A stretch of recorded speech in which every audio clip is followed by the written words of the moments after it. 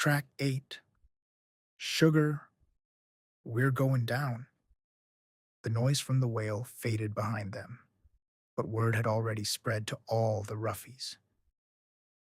By the time they reached the edges of the house, nearly everyone who wasn't afraid of getting caught outside of curfew was on the move. They slipped through corridors in clusters, restless about what was about to go down. The excitement turned more serious with every step they took towards their destination. You needed an invite to just get to the door, and bravery was used as credit to get inside. Jet walked a half step behind Joel and BG, watching the glow of the lanterns tilt over their shoulders. The further they went, the more the noise grew. He wished the rest of his crew was with him. Lanternlight curved along the path, flashes of fire glancing off uniforms and faces. Somewhere behind them, Juliet's voice carried over the crowd. Jet turned fully this time, scanning until he found her weaving with her friends. He stepped backward, almost slipping away from Joel and BG altogether. Her eyes caught his for a heartbeat before she lifted her chin in a half greeting and kept walking with her friends. Jet lingered for a moment, then forced himself to turn back toward Joel. So, the wild card decided to show up. He said to BG. BG didn't slow. Joel looked back at him. Jet returned the glance. The house doesn't bother keeping tabs on us the night of a crucible leg. How many times do I have to tell you? Said BG. Yeah, well, getting caught by the house isn't all I'm worried about at this point, said Jet, as he caught Joel glimpsing at the pendant that hung from the apprentice's neck as he walked by them. Their steps carried them to a narrow door set into the garden wall. Two young rangers worked their duty beneath the crest, green and yellow threaded into their sleeves, posture loose but alert. One of them spotted BG first and exhaled through his nose. Here we go, he muttered, not quite under his breath. The other ranger didn't move right away. BG grinned anyway. Easy, familiar, like this was already settled. Stem and light, BG said, flashing the ranger's signal with a flourish, fingers lingering a half-second too long. Neither ranger returned it. One leaned against the frame instead, eyes drifting past BG to the crowd gathering behind him. Flyers, wanderers, drafters, all buzzing, all watching, some with cans of the ale in their hands. Bro, who are all these people? The ranger asked, like it wasn't the first time. BG shrugged. These are my friends. Dude, you can't keep doing this, the ranger replied. Yeah, you're gonna get us into trouble again. Relax, it's fine, BG said, putting a hand on his shoulder. Yeah, for you. After tonight, I'll be the new master, and I'll make sure you two get taken care of. The two looked at one another. The second ranger crossed his arms. And if he doesn't show? BG's smile didn't flicker. I'm not worried about it. The ranger snorted softly. You said that last time too. And the time before that, the first added. BG laughed, quick and smooth, spreading his hands like he had nothing to hide. Hey, you miss 100% of the shots you don't take. And who said that? I came up with that. Bullshit, said one of them. BG lifted an eyebrow. The rangers exchanged a look, the kind that carried history. Behind BG, the crowd shifted, excitement tightening into impatience. Then BG leaned in so only the two on duty could hear. Do you need reminding that you're still neophytes for one more quarter? Finally, the first ranger stepped aside, pressing a palm to the panel. All right, he said. BG tapped the ranger's chest. I'll show you how it's done soon enough. The two sighed with half smiles, eyes not meeting BG's. BG nodded with a smirk and walked through them, grin widening with every step as he motioned everyone through. The air was crisp outside, and their path opened into the inner gardens near the house, the Rangers' quarters, known as Rangers' Reach. Low barracks lined the ring, their windows shuttered, each marked with a white crest shaped like a stem and a sun. The air felt sharper here. You could tell the Rangers trained where the fray ran closest to the ground. BG inhaled, like he owned the place. The Rangers behind him did not. The mob gathered along the gravel perimeter to witness the event. This wasn't the Wanderers' kind of entertainment. It was disciplined, ritual. Even in celebration, the Rangers moved like soldiers, keepering tradition. A smaller group of Roughies crowded tighter beneath the stone arch of Rangers' Reach, their wristbands flickering like restless embers. Even they stood straighter here. Something about the Rangers' rift demanded it. It wasn't the first in Eden, and it wouldn't be the last. All right, boys, time to eat, a wanderer muttered, shoving his hands into his jacket. Let's fucking go. The ranger beside him shushed him without looking up. A drafter crouched near the boundary line, trying to get a good look. It's been... what? How many light cycles since the last rift opened in Eden? Don't remember, don't think anyone does, corrected the ranger. The drafter snorted. And now we have these two in the same ring. The apprentice against one of us. He paused. They all stiffened. I guess I have my answer, said the flyer nervously. They weren't wrong to be nervous. The gallows was holy ground, a place where most children are changed forever. As they found a place near the gravel ring, Juliet, her friends, and the rest of the mob filtered toward the edge. Jet stepped toward her before he could stop himself. She paused just long enough to let him reach her. She whispered, only the strongest stand that close to the garden after hours. Could be you one day, Jet said, without looking away, then hurried back to BG and Joel. Juliet tried to hide her smile, her eyes on the gallows. She studied the garden where the boys would stand, waiting for the game to begin. She rolled her eyes lightly, not concerned, annoyed. Maybe, she said, already turning back to her crew. But he didn't hear her. His eyes were fixed on Joel, already looking toward the gallows as well. Then a gust blew from the darkness of the garden, and a silhouette followed the tailwind and emerged from the void. Time stopped for the crowd of Roughies that had gathered. A wrist light pulsing white revealed a face, numbers spilling through the air. Let's fucking go, BG howled. The crowd lost their collective minds. The man raised a hand and the noise collapsed. It was the ledger. I hear there's a wager that's worth my walk, he said, voice carrying an easy chill. The mob cheered. His keeper walked closely behind.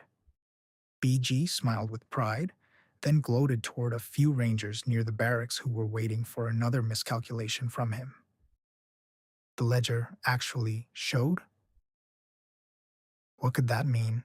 A flyer asked. I don't know, said the ranger. but even he sounded reverent. The ledger paused before speaking. The Ranger's Rift. One of the oldest games there is in Eden. We still use the old rules. The simple ones, the ledger stated with a calm flair. The flyer leaned in anyway. So, who we got? A dozen heads snapped toward him. The question was loud enough to echo. The Wanderer, soft-eyed and always listening, finally spoke. Joel has something the apprentice doesn't. Yeah, the flyer said. A miracle win. No, said the Wanderer, shaking his head. A reason to win. The apprentice lives for Eden. Joel survives it. Silence fell. Then he paused again. Frey calculates fear, but the quiet, the quiet listens for it. A shiver rolled through the onlookers. The ledger had used the name the children of Eden dared not say. Jet felt it slide straight down his spine. This wasn't the kind of story his drafter friend Luke could explain away with a lesson about faith or something you could shrug off like Daily the Wanderer would. It was real, right in front of him. If either of them were here, they'd already be telling him to get Joel out and go home. But something kept Jet's feet to the soil, like he was frozen. He didn't know why. The difference tonight is the Ranger's Rift isn't part of the Shadow Circuit. A murmur rolled through the Roughies. Tonight, you can back yourself. The ledger pointed at a challenger. In one hand, verse, green-lit drafter, the apprentice, odds high. Boos rained down from the Roughies. And the other, chorus, orange-lit drafter, Joel number 13, odds low. The noise that followed wasn't just a roar. It was an insatiable lust. Red lights flickered. The drafter tapped the ground again, irritated. Emotion doesn't win a game like Ranger's Rift. Control does. The apprentice was trained for this. He's been groomed to become the apprentice since he was a sprout. He knows the path. He knows the old path, the ranger said. Fear changes every cycle. Still safer odds for the apprentice? Odds aren't everything. Tell that to your red light, the drafter shot back. The ranger bristled, but the flyer cut in before it could escalate. Look, look, we're getting off track. We all know the numbers. He ticked each point off on his fingers. The apprentice, slightly favored. Joel, underdog, red lit, but fresh off a fullback miracle. The drafter corrected him. Maybe it wasn't a miracle. They all grinned. The Wanderer leaned forward. I'm thinking Joel. You always back heart, said the drafter. Some of us back logic. Logic says the apprentice, but the rift isn't about logic. It's about how deep can you dig. If only I could back. The ranger said longingly. Well, you can't. So stop mentioning it, the flyer said, annoyed. So just keep sitting out. The ranger glared back, but dropped his eyes soon after. The flyer pulled his jacket in. So do we think Joel shocks the world? The ranger shook his head. That's reckless, said the wanderer. That's the point. The flyer lifted a brow and smirked. The drafter let out a slow breath. Look, the apprentice should win. On paper, he should win. He's controlled, trained, measured. He's the safe pick, the ranger echoed. But Joel? The wanderer jumped back in. Joel is unpredictable. Joel's the variable that ruins the clean line. And Ranger's rift? He gestured to the quiet stone wall. I have to imagine hates clean lines. The ranger nodded in agreement. They all stared at the garden where a rift could open. The wanderer whispered, Frey still listens here. The ranger swallowed hard.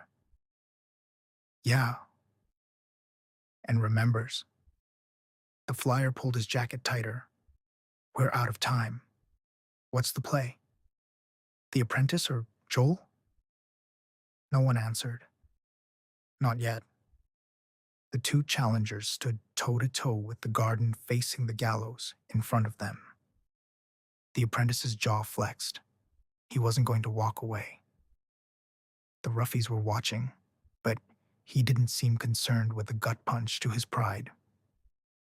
He looked at Joel to his left, then turned and faced what waited for him in the garden. The apprentice didn't look scared. Not at first, at least. It looked as if Joel's demeanor was veiled. Jet's pulse spiked as he turned back toward BG. This is fucked, dude. This is not what this night was supposed to be. Calm down, B. It's just a game. Yeah, a game show. And you said it yourself earlier today. The garden's been off lately. So, what happened to that? BG shrugged, calm as ever. It's just about staying under control. Rangers live and die by their fear. Ranger's Rift helps them conquer it. The apprentice is someone in Eden. We just can't have a shadow leading us. I knew if anything was going to bring the ledger out here, it would be a chance for everyone to see what type of child the apprentice really is. If someone like him is being groomed, let's see what he's capable of. And if a rift opens up, then it was meant to be. Jet looked off track now, but his eyes were still locked on his bother. Do you think Joel thinks he's capable of leading Eden? I didn't say that, BG replied. The ledger stood near the gallows, waiting for the crowd to settle. He paced between two weathered stumps 25 yards apart.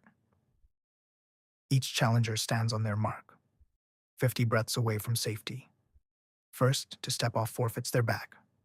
Stand still, and you own your courage. Move, and it owns you. First to touch soil, loses. Simple. Any questions? There were none. Ledger, Joel yelled. Yeah, kid, replied the ledger, who had started walking away. I want a full back, Joel said, just loud enough only the ledger could hear. The apprentice grinned, like he'd been waiting for it. Jet stepped closer to catch the rest of it. The words landed like a spark in dry air. The ledger froze mid-step and smiled, turned slowly. What was that? The crowd rippled. Remaining murmurs broke into a hush.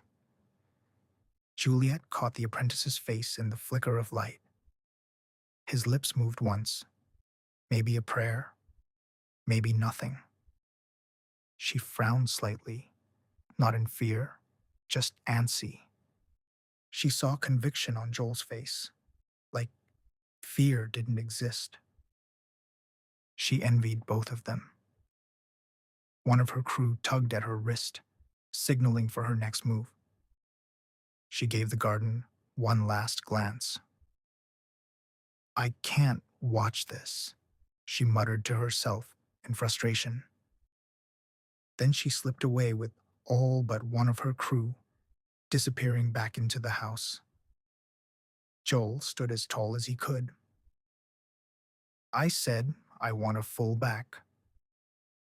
Did he say what I thought he just said? Jet thought to himself. The omens have been good to me, today. Let's let it ride. Joel's voice didn't shake, but something behind his eyes did. The ledger's grin spread, as did the apprentices, like they both knew it was coming. Two fullbacks in a day, huh? Asked the ledger. Jet was confused. He didn't understand why this was happening. Doublebacks don't accept credits as currency, which would mean you're playing for something worth more now, continued the ledger. Joel exhaled. How about the apprenticeship? Called Joel. The ledger blinked and flicked his eyes to the current apprentice, then back to Joel. Like I said before, the house is gonna like you. Jet couldn't move as he saw his brother's eyes move back to the pendant again. Jet waited for the apprentice's call. He held his breath. The apprentice's eyes moved to the crowd. This was not the way this was supposed to go down. He thought of the alley interaction from earlier in the night. His hand twitched toward his chest, grabbing the chain around his neck. He weighed his options, then dropped his eyes to his apprentice pendant and tried to throw what fear he had left aside. Match it, he said with a shaky confidence. Jet closed his eyes. Fuck me, Jet said to himself as he exhaled quickly. Joel nodded in approval. The ledger's eyes glinted. So, we have a matched fullback, then, he said to himself. He turned to the crowd, lifting both arms. We have a fullback matched for the apprenticeship itself, he called again for everyone to hear. The bedlam amongst the mob continued. Every Roughie's voice from the reach spread throughout the crowd, laughter and fear tangled in one sound. A flyer spoke first, voice cracking with adrenaline. That would be 2 fullbacks in a day, a double back. That's insane, a ranger muttered. It's wild, corrected a wanderer softly. A drafter rubbed his face. This changes the game. A ranger shook his head. He's got to be desperate. No, the wanderer said. He doesn't look desperate. He looks certain. The flyer grabbed a clump of his hair. Okay. We need to figure this out. This is big. The drafter nodded quickly. If Joel wins, he becomes the apprentice. The ranger added, a roughie becoming the apprentice? The 6 would quit. That might be the point, the drafter chuckled. They all laughed. The wanderer's eyes softened. If Joel wins, all of us win. They looked at each other. Same thought, same fear, same pulse. Jet looked at Joel. Joel couldn't keep his eyes off the pendant. Jet felt something in his chest. Not fear exactly, something colder. He didn't know what else to do. So he grabbed the Rangers Rift's black kits from BG, who was about to hand them to the challengers. Jet found himself next to Joel and attempted to speak. Don't bother, brother, Joel said steadily, not allowing him the first word. Joel was disappointed. He even tried. Okay then. Sorry. Mind if I give some words of encouragement to the apprentice then? Jet attempted a laugh. Be my guest, said Joel. He's gonna need it. He handed the black kit to Joel, who put it on without saying another word. It was like Joel's head had grown 3 times since their morning breakfast. Fair enough, Jet said. Good luck, dude. Joel stared forward. The ranger stepped back, shaking his head hard. But the apprentice? He looked sure of himself as well. He matched it no problem. He swallowed. He's still the safe back. Are we backing safe? The flyer said. Or do we back one of our own? You usually back chaos, the drafter shot. And you back numbers, he snapped back. They glared at each other. The Wanderer slipped between them. We need to decide. Now. He's going to stop taking backs soon. The group turned to him as the smell of the elderflower made its way to him. The Wanderer blinked as he inhaled deeply, embarrassed he'd said it aloud. I mean, he's one of us. Everything's stacked against him since the beginning. If someone like that becomes apprentice. He paused. It flips the script. The Wanderer nodded. And the script is power. The drafter exhaled slowly, staring at the ground where a rift could split open. The apprentice is the favorite. For a reason. They all looked down at their red-lit wrists. They stood there, shoulder to shoulder, one breath away from committing to a back they couldn't undo. Jet crept over toward the apprentice. What do you want? He asked, annoyed. I just want to help you. Help me? He scoffed. No one can help me. I can tell you're just upset. Maybe even a little scared. The apprentice's jaw tightened. Don't talk to me about fear. You don't know me. No, I don't know you. But I know that's my brother over there. The apprentice didn't bother looking.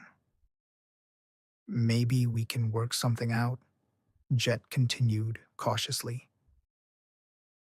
What could we possibly work out? He asked curiously.